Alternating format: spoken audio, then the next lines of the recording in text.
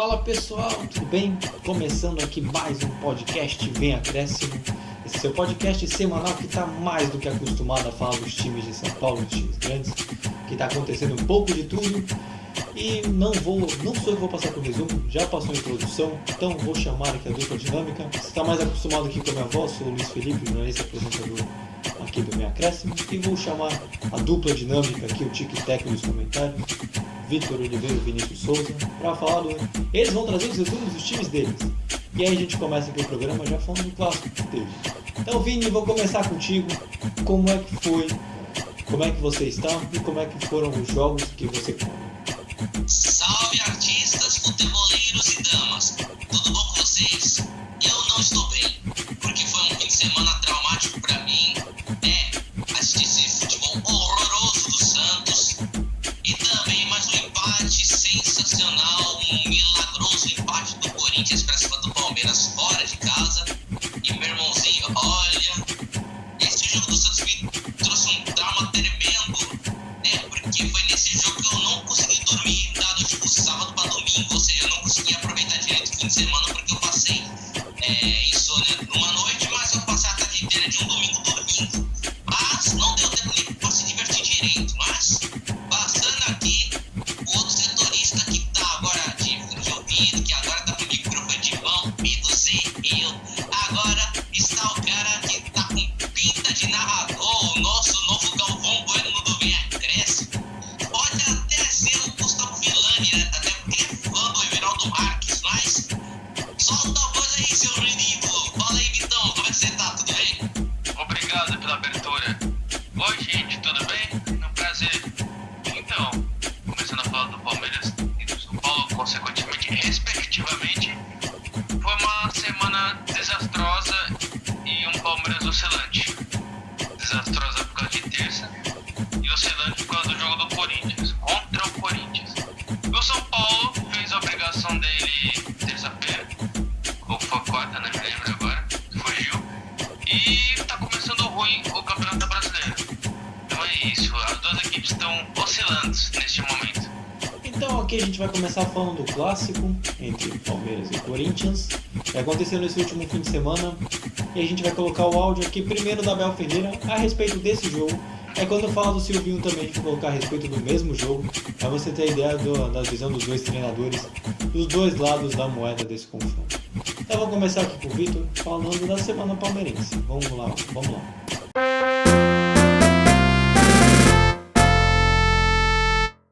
Boa noite a todos. Eu hoje gostava que as minhas primeiras palavras fossem para o Cris e para o Edson.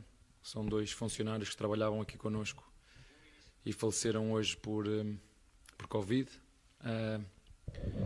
Nós no futebol arranjamos sempre um jeito para encontrar a solução, mas para a morte não há jeito. É a única coisa que sabemos que é certa e que me custa a mim muito.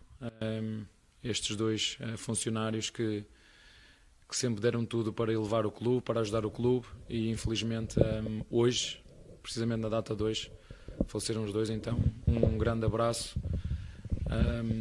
e um abraço de sentimento a toda a família, porque para nós hoje é um dia muito triste, porque perdemos dois grandes homens e dois grandes palmeirenses. Em relação à pergunta, sim, hoje optei por dar a oportunidade aos mesmos jogadores para poder dar outra resposta àquilo que foi o último jogo. Então vamos começar aqui falando desse clássico. Você já escutou pelo menos o áudio da Abel Ferreira a respeito desse jogo. E Vitor, para a gente começar falando, antes de falar do clássico, vamos falar como o Palmeiras também chegou ao clássico. Como é que foi a semana palmeirense até o jogo contra o Corinthians? Então, Luiz, fortes cenas ou fortes palavras que eu vou dizer, foi um desastre, se eu posso dizer assim, um vexame. Porque no atual momento, já que eu tô falando do Palmeiras e do São Paulo, que eu tô cobrindo, já dava uma certa eliminação do São Paulo e do Palmeiras não. Falando que o Palmeiras ia se classificar e o São Paulo não. O jogo virou. Como é? O mundo não gira, ele capota. Exatamente. Então, foi uma partida, foi um massacre do Palmeiras contra o CRB. foi na primeira escapada do CRB, o único contra-ataque que deu certo, eles foram lá e fizeram gol. O Evandro. Diga-se de passagem que o Evandro ele é revelado pelas categorias de base do São Paulo. Então fez esse 1-0 CRB e depois disso só foi massacre do Palmeiras. Se eu não me engano, teve mais de 10, 15 chutes do Gustavo Scarpa na partida. E nenhuma delas entrou. A pontaria não estava tão firme. O Gustavo Scarpa ele é conhecido como o chuta-chuta do Verdão. Enfim, além da defesa do CRB corresponderam bem nessa partida, o goleiro, especificamente, ele foi muito bem na partida, foi um dos destaques. Até na partida dos pênaltis também. Cobrou com categoria, defendeu pênaltis decisivos. Foi uma noite mágica pro CRB. E o Palmeiras, não vou falar muito porque foi um massacre. O Palmeiras tentou muito chuveirinho, muitos chutes de fora da área, só que a defesa do CRB estava bem postada. O goleiro estava numa boa noite, né? Nas poucas chances que o CRB escapou, conseguiu fazer o gol. Nas outras, não conseguiu por causa da diferença técnica entre os zagueiros do Palmeiras e o ataque do CRB. E na parte dos pênaltis, o CRB ganhou de 4-3. Destaques para os pênaltis perdidos pelo Palmeiras, né? Lucas Lima, Breno Lopes, Luiz Adriano e Marcos Rocha consagraram Diogo Silva. Então, falando especificamente dessa partida, deu tudo errado pro Palmeiras.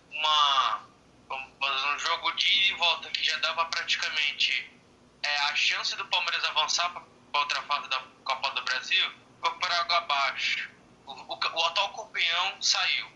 Agora, partindo para o Campeonato Brasileiro, Palmeiras e Corinthians, o derby. O derby da ressaca, né? O Vini vai falar tipo do Corinthians, mas é derby da ressaca. Destaques pro gol do Rafael Veiga, um golaço. E o Gabriel, essa lei do ex, caramba, só mencionando, né? Enfim, o gol do Rafael Veiga foi aos 3 minutos do primeiro tempo. É um tipo de jogada que o Palmeiras está utilizando bastante. É a questão de a transição rápida. Um desarme do Mike, foi pro Rony. O Rony serviu o Rafael Veiga que ele, de primeira, um chutaço no ângulo. E depois disso, o Palmeiras deu o campo pro Corinthians, para eles evoluírem. E qualquer erro, o Palmeiras sai em contra-ataque. E essa chance do Corinthians não veio. Ficou um jogo muito laicar. A chance do Palmeiras só foi aparecer no final do jogo com o Gustavo Scarpa chutando na trave. Acabou o primeiro tempo. O segundo tempo começou a mesma coisa. Só que o Corinthians um pouco melhor. E o Palmeiras com aquela dificuldade. Tanto que o Gabriel, numa boa troca de passos com o Gustavo Mosquito, foi lá e fez o gol. E, como eu posso dizer, furou as redes do Jailson. E o lance polêmico, se eu posso dizer assim, foi o gol mal ou bem anulado, né, do Palmeiras. Pelo que eu vi, eu entendi também, foi por pouco. O Rony estava com um pezinho na frente do que o Gil. E foi essa a parte que determinou que o gol do William fosse anulado. Aí, você sabe, né, aquelas reclamações. E o VAR tá descalibrado, aquelas coisas. Resumindo, o empate para os dois no caso, foi bom. Uma derrota para ambos os lados ia afundar mais ainda. Então foi esse meu resumo da semana do Palmeiras. Foi bem oscilante, foi desastrosa no começo, mas deu uma amenizada no empate no clássico. Então agora eu vou chamar o Vini, porque a gente fala do jogo, semana, resultados, todos esses detalhes. A gente vai escutar primeiro aqui o áudio do Silvinho também. Agora a gente vai falar do lado alvinegro do clássico, a respeito desse confronto que teve também lance polêmico, mas o grande resultado foi o empate.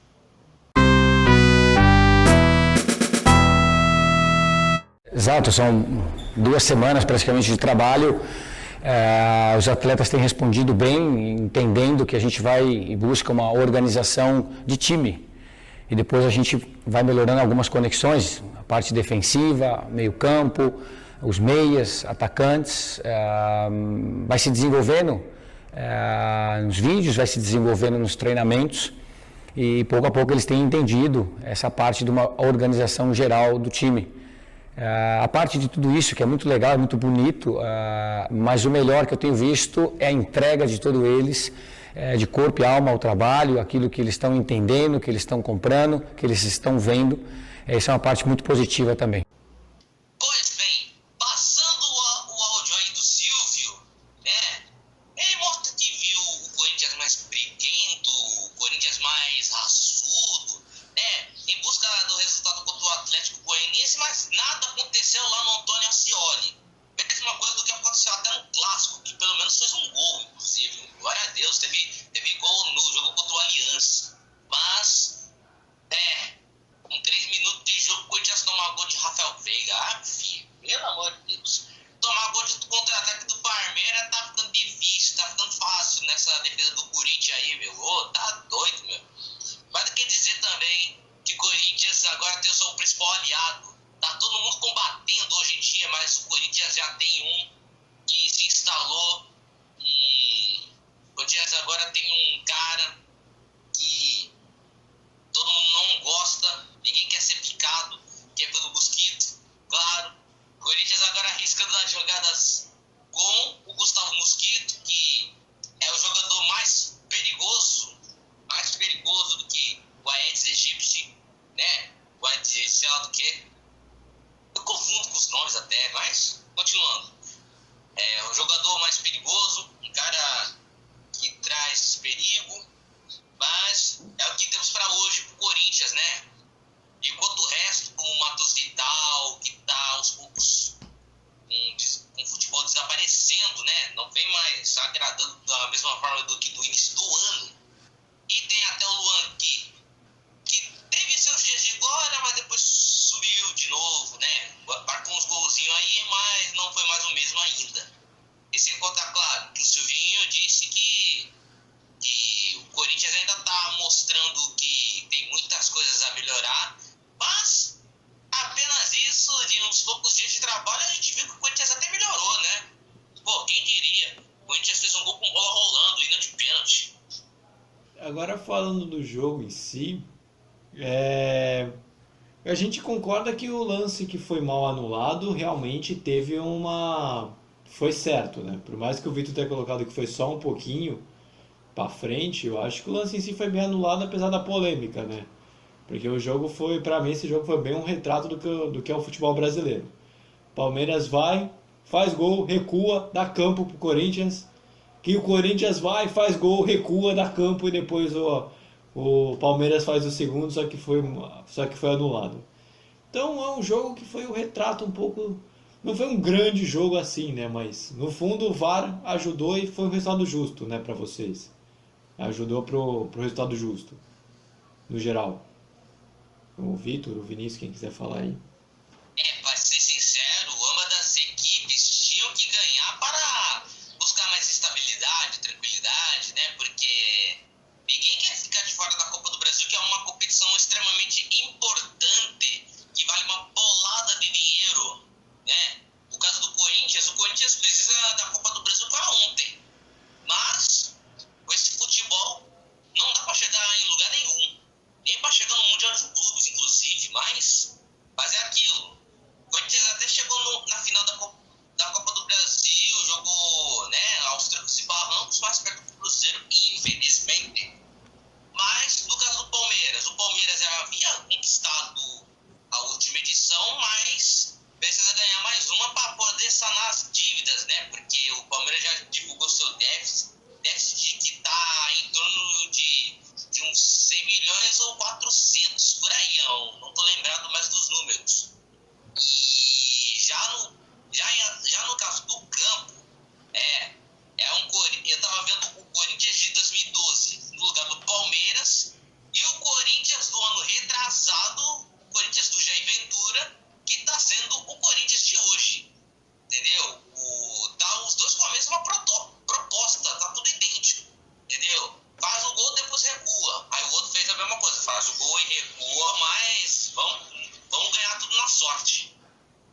E para vocês o resultado, então foi além do resultado justo, também foi uma semana negativa para os dois, né?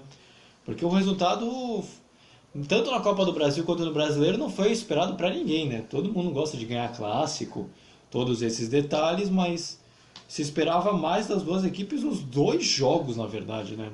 Se esperava mais tanto do Palmeiras quanto do Corinthians, e principalmente do Palmeiras pela eliminação vergonhosa, dá para colocar na Copa do Brasil, né? Com certeza, Luiz. E antes de falar a resposta, tem como você mexer na sua câmera, porque na minha imagem aqui você tá com cara de triste. Tô triste? Minha câmera tá travada. A Então. sua imagem aqui tá presa. Agora voltou aí. Tinha dado uma travada. Às vezes trava, não se preocupa. Fala aí, o que você ia falar aí? Não, que o Luiz falou, a questão do Palmeiras realmente foi bem decepcionante. Eu falei num podcast, foi na live, da primeira partida do Palmeiras contra o CRB, ele fez 1-0 por gasto, não foi uma grande partida. Na primeira partida, se o CRB fosse um pouco mais assim, o ataque, acho que teria até ganhado a partida. Mas 1-0 pro Palmeiras naquela primeira partida deu pro gasto tudo. Aí nessa segunda partida deu tudo errado, né? Uma noite bem iluminada pro CRB e bem desastrosa pro Palmeiras, deu tudo errado. Não, para seguir agora a continuação do campeonato, fica a dúvida para saber como é que vai ser o prosseguimento dos próprios treinadores, né? Porque a gente já colocou que o resultado não foi, o Vitor até colocou, o Vitor colocou que foi um resultado de certa forma positivo. O Vini já acabou comentando um pouco mais a situação do Corinthians, sobre toda essa situação. Mas, Vitor, o que eu percebo, principalmente para quem eu como acompanho o Palmeiras também para fazer o roteiro, para a gente soltar conteúdo, mas você acompanha mais a fundo. O que eu percebo procurando conteúdo é que parece que o Abel está ficando cada vez mais pressionado e parece que está caindo o rendimento do time dele, né? Ano passado foi tão bom, temporada passada, com tantos resultados, performances boas, títulos, e nessa temporada está muito difícil de reproduzir até metade do que foi na temporada passada. E o que dá para esperar do Abel daqui para frente, do Abelão aí? Isso é verdade, Luiz. Tem sido uma decadência a questão do Palmeiras.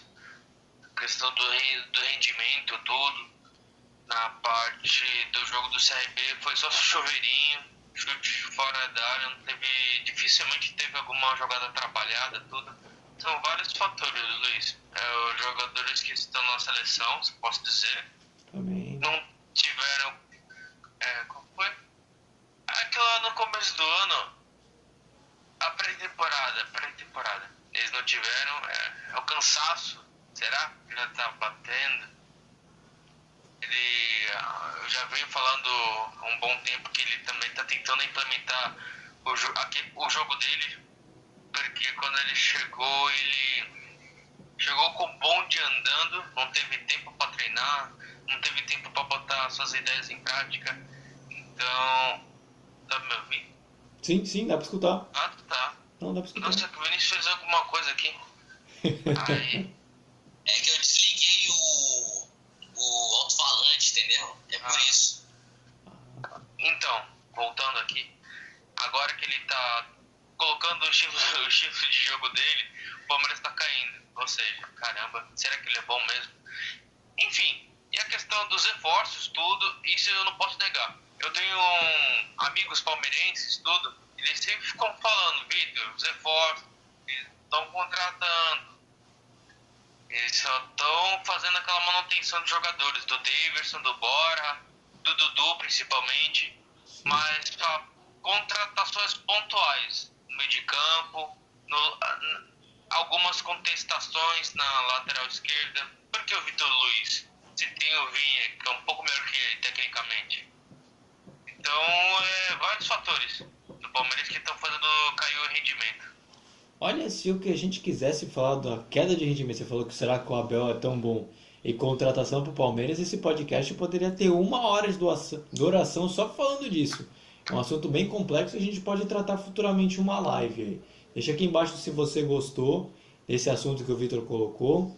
E aí você pode ver nossa live passada que a gente falou mais sobre a Copa do Brasil, sobre essa eliminação também do Palmeiras, que a gente criticou aqui também. E aí agora, para não ficar muito longo, que a gente tem uma série de outros times para falar também. Vini, vamos agora falar do Corinthians, que o Silvinho também, assim como treinador, está sendo criticado também lá. Assim, logo que assumiu depois do primeiro jogo, vem recebendo muitas críticas do torcedor e da crítica corintiana a respeito do futebol apresentado, né, até agora. Vou falar pra você, é pra tanto? Merece? Não merece? E aí, o que dá pra criticar tanto o Silvinho, que só tem 15 dias de trabalho? Luiz, ainda tá muito cedo pra questionar o trabalho do Silvinho, porque ele mal conhece os jogadores ainda e também ainda tá implantando um modelo de jogo pro Corinthians, entendeu? Se o Corinthians tava engrenando com o Mancini, agora o Corinthians literalmente tem que começar tudo do zero de novo, entendeu? Só que com o Silvio. Aí o que acontece é o seguinte, o Corinthians fez os 2 jogos contra o Atlético Goianiense na Neoquímica Arena, perdeu no Brasileirão e na Copa do Brasil, aí depois foi para Independência, ganhou, mesmo não impressionando, mas ganhou, empatou com o Atlético Goianiense, mas foi eliminado, e agora empatou com o Palmeiras, ou seja, o Corinthians veio numa sequência mediana com o Silvinho, entendeu? Foram apenas duas derrotas, um empate e uma vitória, né? Uma vitória contra o América, daí tava me enganando aqui, deixa eu ver. Uma vitória. Quase secou da Suécia aqui na Eurocopa. Teve a vitória contra o América, a derrota contra o Atlético de Goiás, um empate no jogo de volta. E esse empate agora contra o Palmeiras, né? Eu não sei se de repente teve outro jogo, que eu, de repente posso não recordar. Teve só esses mesmo, no comando do Silvio. Mas, na minha opinião, em 5 jogos ainda tá cedo pra criticar, entendeu? Ainda tá cedo. Porque o Corinthians ainda tá engrenando, o Silvinho ainda tá implantando as suas ideias e também, como ele ainda tem conhecimento do clube por ter sido criado na base, então ele tá passando o seu conhecimento para os jogadores. Ele não fez o curso lá de treinador lá na UEFA, lá na Europa à toa, entendeu? Esperamos. Esperamos. Entendeu? Tanto é que quando o Corinthians fez um gol com Gabriel, eu me impressionei, na verdade. Porque eu pensei, será que o Corinthians nesse brasileiro só vai depender dos gols de pênalti do Fábio Santos? Qual nada! Fez gol de bola rolando, graças a Deus uma jogada deu certo. Graças a Deus, né? Não só você que cobre o Corinthians, mas como muito torcedor corintiano também ficou feliz, posso colocar assim, né, com esse gol. Agora, pra gente fechar aqui essa parte do clássico, Vitor, Palmeiras tem 2 sequências de jogos que dá pra considerar que é tranquilo, né? Joga contra o Juventude e depois contra o América, todos pelo Brasileiro, Juventude pelo meio de semana e o América no fim de semana. E olha, eu acho que a gente tem tudo para falar na próxima semana aqui do Palmeiras de resultados bons, né? Assim esperamos. Porque são 2 jogos considerados tranquilos. Considerados. Concordo, Luiz. São 2 partidas que dá pro Palmeiras buscar reabilitação no campeonato e, só posso dizer, manter as pazes. Esquecer essa eliminação traumática e tocar o barco. Essas 2 partidas dá a chance do Palmeiras encontrar novos ares, assim. Contra o Juventude, que voltou, o América também, que voltou. Sim, deixa de ser uma sequência bem positiva. E agora, Vini, para falar dos jogos do Corinthians, vou falar para você que é quase um contrário assim do Palmeiras, né? Se a gente colocou que são jogos mais acessíveis, o Corinthians tem o Bragantino e tem o Bahia, meio de semana e fim de semana. Não são times grandes, considerados grandes, mas eu vou dizer que esses 2 estão melhor que muito time grande aqui no Brasil. Então é uma sequência que não tá fácil. Luiz, Bragantino e Bahia são aqueles times que quando você olha assim pro elenco, você pensa assim, esse time só vai parar em Sul-Americana ou vai brigar pra não cair.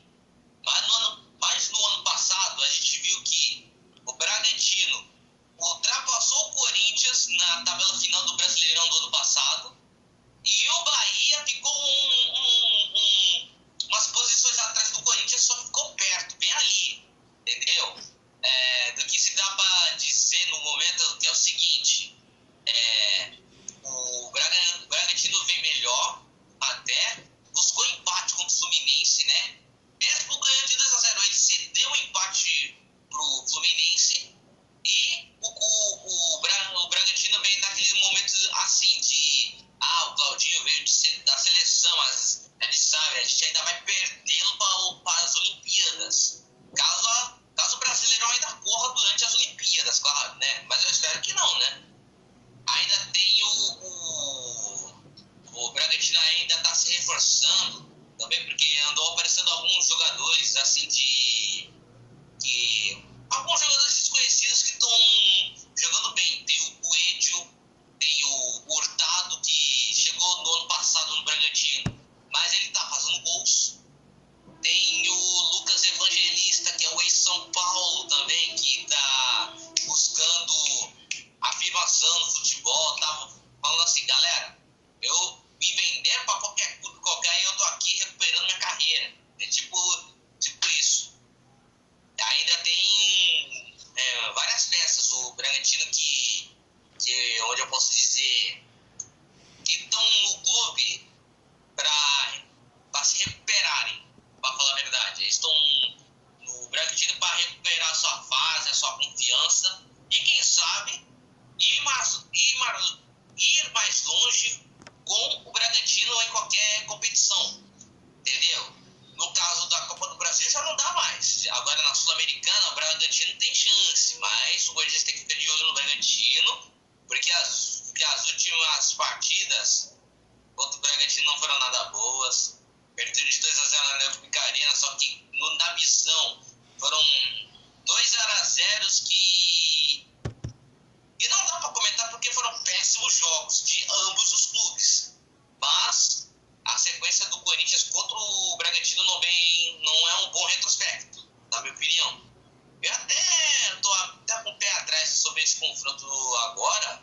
Eu tô achando que até que o Bragantino vai ganhar de 1-0, brincando, entendeu? Pesado. Pra tu ter uma ideia que até o setorista do Corinthians não aposta no Corinthians.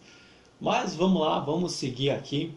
E apesar desse áudio ter ficado longo, a gente agora vai falar do São Paulo, que assim como os 4 grandes, na verdade, não iniciaram bem esse brasileiro. Isso não vai uma crítica só pro São Paulo, não, isso é para todo mundo.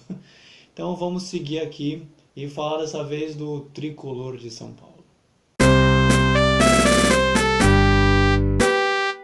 Eu penso jogo depois jogo a jogo, porque cada jogo tem uma história diferente.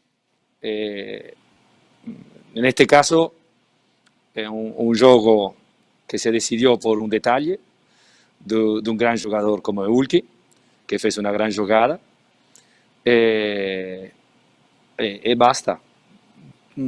Podíamos ganhar nós, como poderiam ganhar eles.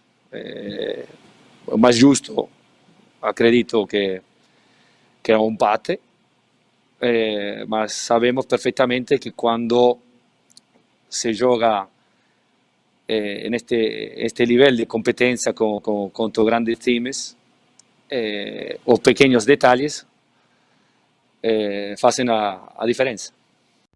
Então agora, passando, a gente falou do clássico, né? Juntou os dois times, a gente falou tanto de Palmeiras e Corinthians simultaneamente. Mas agora você escutou o áudio do Crespo falando a respeito desse último jogo, que foi uma derrota do São Paulo contra o Atlético Mineiro. Então, Vitor, já antecipei um pouquinho como foi a semana do São Paulo, só que traga mais detalhes.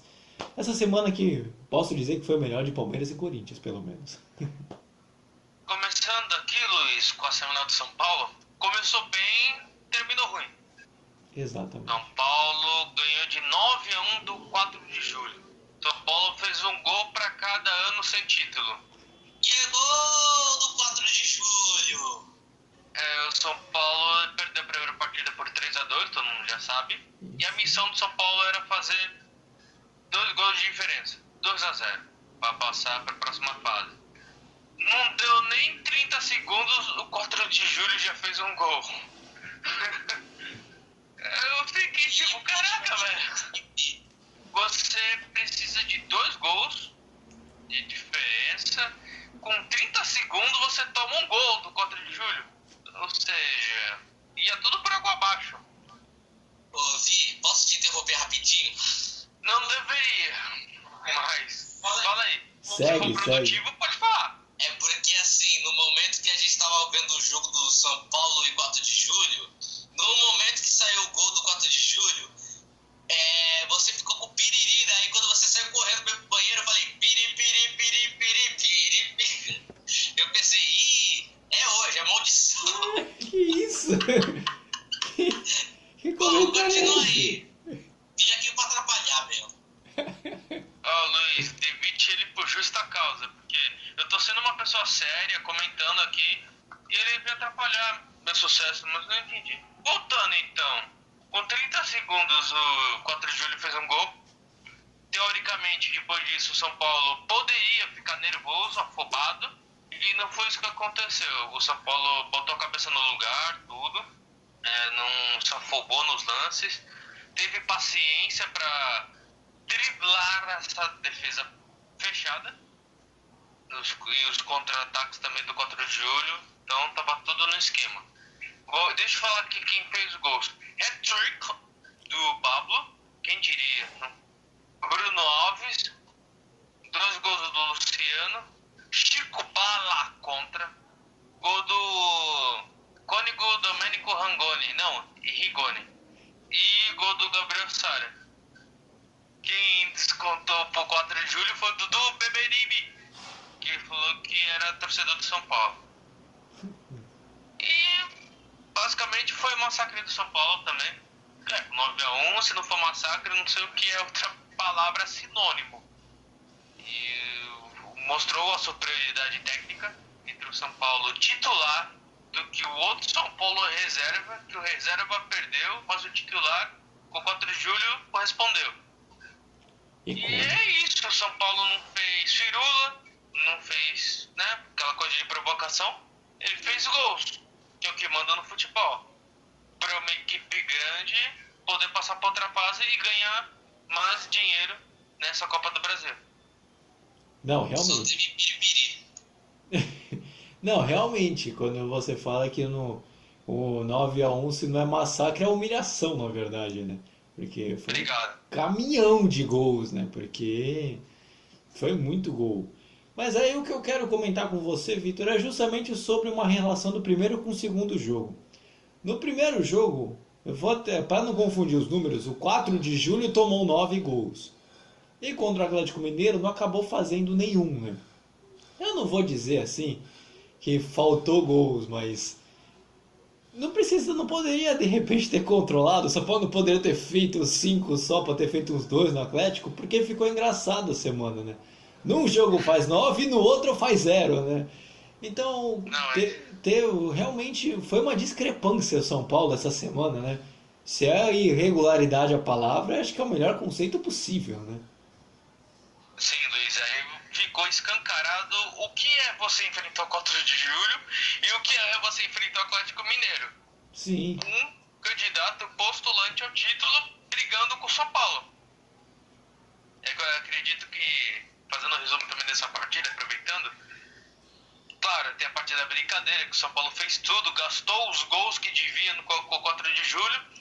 Pensei que o São Paulo ia parar em agosto com esse resultado e não teve suficiente pro Atlético Mineiro. Enfim, foi o 1-0, né, pro Atlético Mineiro, gol do Jair Bolsonaro. Não, foi pro Jair. É melhor já ir se acostumando com esse Jair do Atlético Mineiro, que ele vai fazer muitos gols. Foi mal, desculpa. Já ir se acostumando com ele fazendo gols. Olha só. Agora que eu entendi. What the fuck? Que isso? Segue, Vitor. Esse gol foi uma bobeira da zaga do São Paulo, especificamente do Miranda. Que era uma bola que dava para retirar. A bola passou debaixo do pé do Miranda e o Jair não teve nenhum trabalho em colocar pro fundo das redes. Foi uma escapada em que deixaram o Hulk passar por todo mundo. O Hulk, né? Não preciso nem falar. Do porte físico dele, ninguém fez falta, ninguém trombou com ele só foi caminhando tudo. Saiu o gol do Jair. Depois disso, chances, as poucas chances que tinha, e não foi muito efetivo nas jogadas. O Atlético Mineiro assustava mais nos contra-ataques, com o Nacho Fernandes e o Keno. O São Paulo, se eu posso dizer assim, mas pro lado do São Paulo, é que ele sofreu com os desfalques. Em vez de falar do jogo todo, assim, que não foi bom, foi um jogo não sofrível, mas o São Paulo teve alguns bons lances na partida.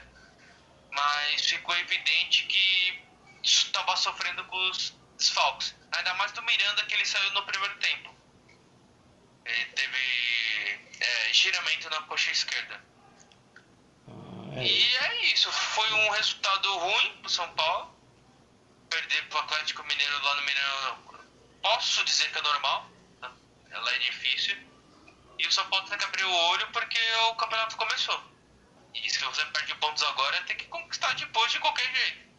Quarta-feira tem contra a Chapecoense e vamos ver. Vini, pode falar. Eu sei que apareceu para levantar a mão aí, a palavra é sua. É que o Wilson falou que assim, o Hulk ninguém fez falta, ninguém trombou, alguma coisa assim. Mas teve um encontrão entre o Hulk e o Daronco. Entendeu? É o encontro do Hulk com o Thanos, entendeu? Ou seja, esse foi o embate mais épico do futebol. Não, aquele ali o único que poderia parar o Hulk na trombada era o Daronco ali mesmo. O único que tinha capacidade. Porque é mesmo, o Hulk é muito grande, cara. Ele E o Lucas? Também, o Lucas Piada agora tá... interna. Piada interna. Mas vamos seguir aqui, porque, Vitor, você já citou o próximo tema que eu queria falar. Você falou do Campeonato Brasileiro, o brasileiro já começou, pontos iniciais. E um dado que preocupa logo no início dessa campanha do São Paulo, que é o que mais preocupa o torcedor no geral, é que depois de uma campanha muito regular no Paulista, depois de alguns jogos o São Paulo sequer fez gol nesse brasileiro. Sendo que foi o grande mérito do São Paulo até esse momento foi justamente o seu ataque. Na Copa do Brasil foi um exemplo fazendo 9. Então o São Paulo ainda não conseguiu mudar ainda para o brasileiro, porque tem a Chapecoense agora, provavelmente vai fazer, né? Teve um Atlético Mineiro difícil, mas esperava-se já um São Paulo um pouco mais regular. Aconteceu alguma coisa? É lesão? Só as lesões pesam tanto assim nesse time? O que dá para dizer desse início até agora, com esse dado relativamente preocupante? Então, Luiz, o que eu posso dizer? É a questão mesmo dos desfalques, que estão fazendo bastante falta. O Daniel Alves, Benítez, o Arboleda, que está lá na Copa América, com o Equador. O Luan, principalmente também. E é isso. O São Paulo, ele também parece que acabou o fôlego, né? Usou tudo no Campeonato Paulista e agora tá recuperando e indo pro Brasileirão. A gente fica com a sensação que é o começo, até se acostumar com o ritmo da competição, tudo, só posso dizer. E aos poucos ele vai entrando. Se eu posso dizer, é questão de tempo. Acontece. Torcedores falam que, calma, tá no começo. Tem outros torcedores que já ficam assim, tem que abrir o olho, tá perdendo, a gente não tá falando nada, mas tem que começar a prestar atenção. E essa questão dos desfalques, tudo, a questão de não ter pré-temporada, tudo, emendou tudo, preocupa também. A gente não falava muito disso no começo, mas as coisas vão começar a pegar agora. A questão do Palmeiras, que ele caiu de produção pode ser aquilo, do passado. O do São Paulo também. Usou força máxima do Paulistão, chegou à missão, foi campeão, conseguiu a classificação da Copa do Brasil, da Libertadores, perfeito, vai jogar agora só em julho. Então, aproveitando que só tem o Brasileirão, até dia 13 de julho, por causa da Libertadores, que é o jogo de ida do Racing, São Paulo tem que fazer pontos até essa partida, porque só tem o Brasileirão na frente. Aí depois que começar a juntar Libertadores, Copa do Brasil e Brasileirão, aí vamos ver como é que vai ficar a situação. E aí agora a gente fecha aqui essa parte do São Paulo. Isso só foi um dado mesmo, não é provocação real para o torcedor, né? É um ponto porque precisa ser ressaltado, principalmente por essa campanha, porque eu tô com o Vitor. Eu acho que há parece ser um certo cansaço devido a uma recorrência muito grande de jogos. Nisso eu concordo também. Mas agora falando dos próximos jogos, o São Paulo enfrenta a Chapecoense, que você já citou, Vitor, no meio de semana. E no fim de semana tem um clássico contra o Santos. Para o torcedor São Paulino gera boas lembranças, né? Principalmente na fase de grupos do Paulista.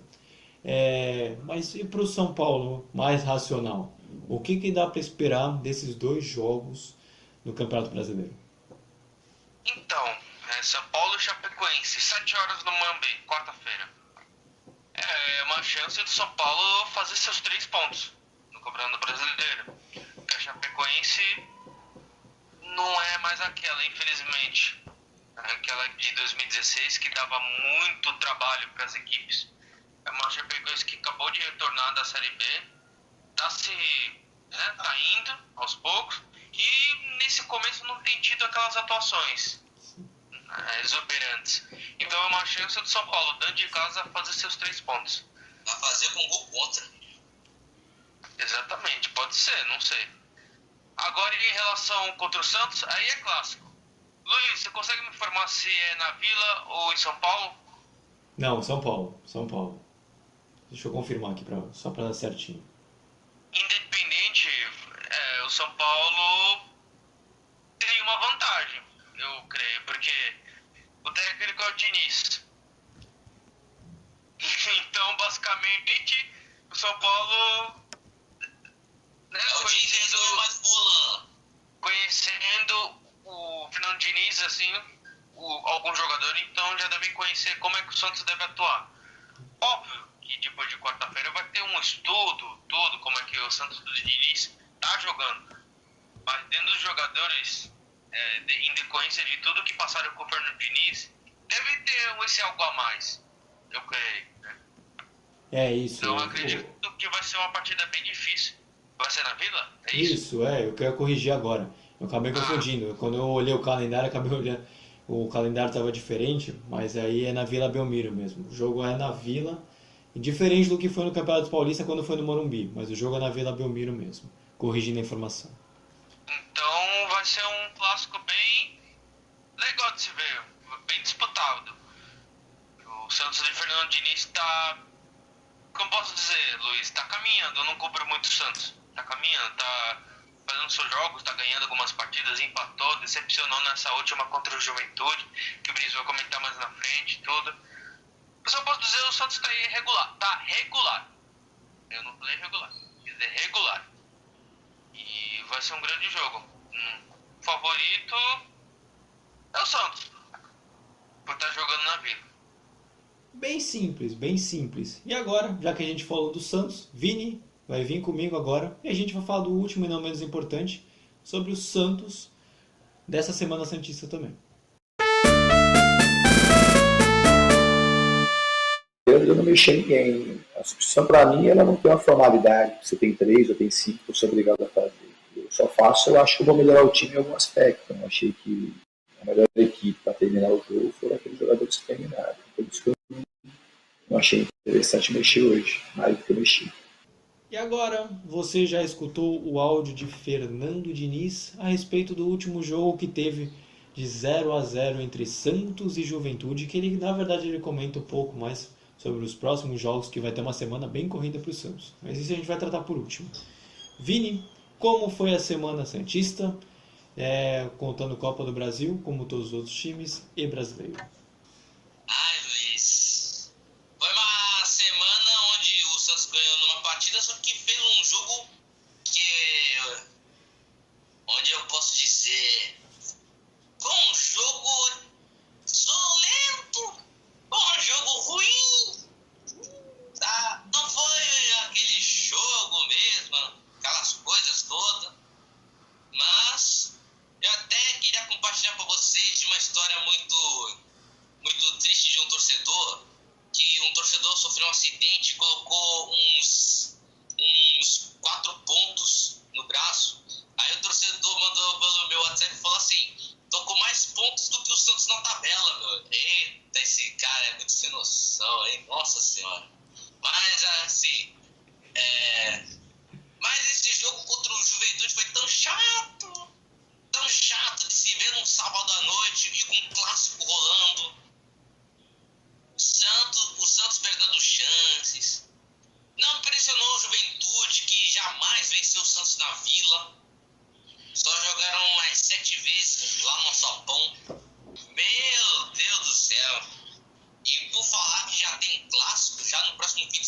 São Paulo. Com os peões do Crespo. E o último Sansão ainda foi 4x0 para eles. Aí não dá conta, não. Parece que no início eu tava me iludindo com o Diniz, mas eu tô caindo na real mesmo. Não dá não. Mês que vem já tem Sula Miranda e já tô iludido demais aqui, mas em resumo também da Copa do Brasil, o Santos venceu com o gol do Marco Guilherme, fechou a vaga e agora o Santos espera seu adversário na Copa do Brasil. Pronto, acabou e é isso, tchau. Não, eu pensei em fazer uns comentários, estava bolando aqui o roteiro, eu pensei que eu vou pegar alguns jogos aqui do Santos, o que dá pra comentar. Mas, Vini, realmente não tem tanta coisa. Eu coloquei que foram 2 jogos ok do Santos, assim. Que pela Copa do Brasil fez o que é necessário. Ganhou o jogo de volta, se classificou e agora espera o próximo adversário. Contra o Juventude foi um negócio bem decepcionante, assim, né? Tudo bem, não sofreu gols, mas o Juventude também é muito fraco. Em compensação também demorou muito, esperava-se uma imponência muito grande do Santos, muita posse de bola, pressionar o adversário.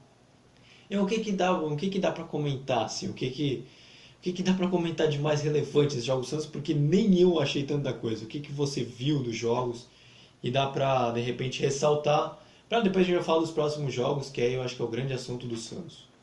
Deu pra ver que nesses jogos o Santos teve um volume muito baixo de ofensividade. A gente viu que apesar dos gols perdidos e das chances terem sido criadas e não sendo concluídas a gol, o Santos tem que repensar na frieza e no foco na hora de finalizar por gol. Porque a gente vê que a maioria dos jogadores, eles não estão batendo na bola com ela tendo direção para ir pro gol. Tem jogador que tá pegando por baixo, tem gente que tá errando cabeçada, mas o mais crucial é na hora da bola entrar na casinha, entendeu? Quanto o Ceará Norte, tudo bem, era mata-mata, tinha que fazer o simples, que era ganhar e segurar o resultado.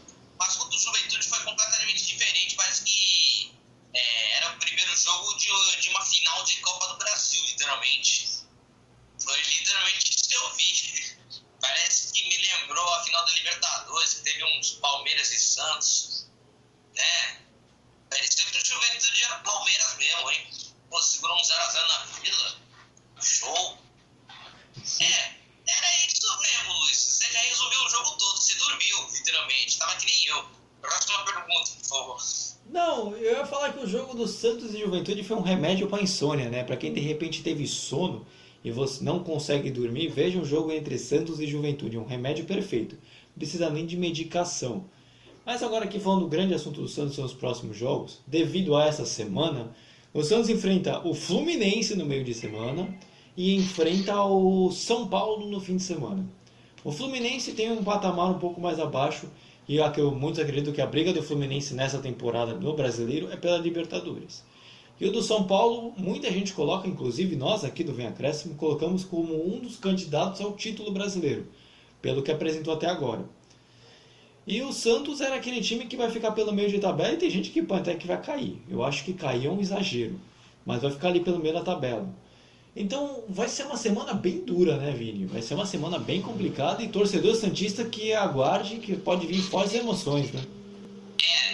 Com os torcedores eu não tenho que negar, não. O Santos ele vai ficar ali no meio da tabela, mas chance de disputar para não cair eu acho difícil, entendeu? Eu acho que o Santos vai ficar entre 10º e 8º, nessas posições aí.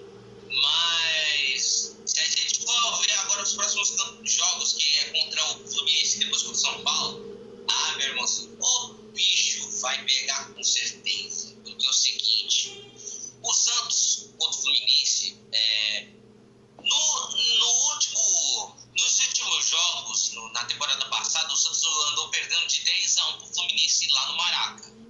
E empatou em 1-1 na Vila Belmiro.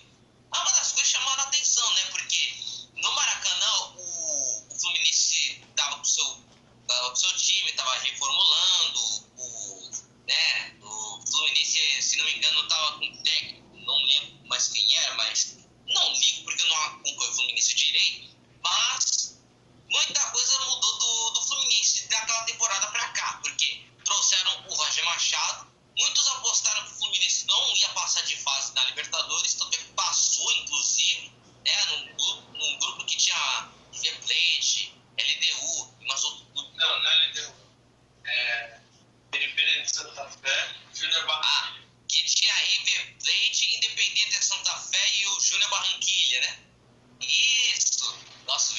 fazer que nem daquele canal. Isso é ciência. Mas, deixando de lado aqui, então, vai. O Fluminense tá vindo de uma temporada de ascensão, só que uma ascensão que vai com uns trancos e barrancos, assim, porque o Fluminense tá ganhando, só que tá ganhando com na sorte, né? Porque quando o adversário erra, o Fluminense vai lá e faz um gol. Ah, se o cara tropeçou, o Fluminense rouba a bola e faz um gol, entendeu? Assim. Já o Santos tá tipo assim, eu preciso de um pouco de sal grosso pra pôr na bola pra essa bola entrar no gol, né? Porque se a bola tiver cheio de areia, aí a bola não entra de jeito nenhum, entendeu? Ainda mais o meu time que tem fraldinha no meio, né? Os fraudar, né? Joga tudo, e não dá vila, entendeu? A jogada. Pô, maluco, hein, bicho? Capaz sinistro, hein?